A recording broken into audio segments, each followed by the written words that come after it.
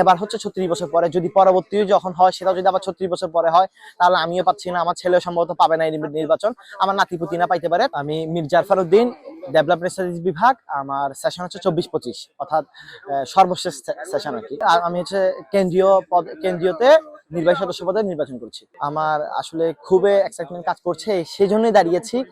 Challenges হচ্ছে যে যেহেতু আমি সবচেয়ে জুনিয়র, সেই হিসাবে সিনিয়ররা আমার হয়তো মানে কি নেতৃত্ব নাও মানতে পারে, কিন্তু এই দিক থেকে আমি আশাবাদী যে মানবে, কারণ আমার গত অনেকগুলো কাজ করার অভিজ্ঞতা আছে। আমি হয়তো চট্টগ্রাম বিশ্ববিদ্যালয়ের জন্য কাজ করিনি, কিন্তু আমার যে রিজিয়ন ছিল, আমি চট্টগ্রাম জেলার জন্য অনেকগুলো কাজ করেছি, সেটা আমার পূর্ববর্তী কাজগুলো দেখলে অনেকে জানতে পারবে।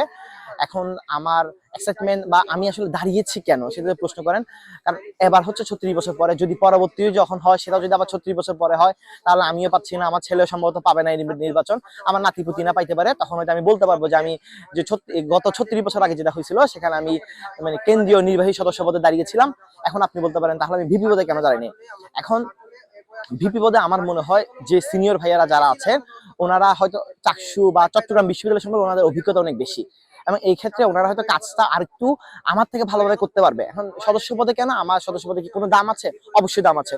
আমি যে সদস্য পদে যে নির্বাচিত হবে, তার দামও কিন্তু সিইউর যারা সাথে সাথে যে শিক্ষার্থীগুলো আছে, তাদের থেকে তাদের কণ্ঠস্বর, তার কথা কিন্তু মানে সিইউর অন্যান্য মানুষের কাছে এইভাবে গ্রহণযোগ্যতা পাবে।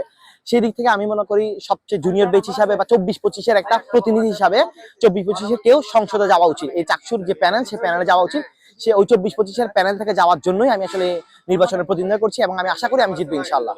কিছু টাকা না বাঁচিয়ে বাড়ি করুন বেস্ট সিমেন্ট 7 রিং সিমেন্ট দিয়ে। 7 রিং সিমেন্ট, ভিত্তি আগামীর।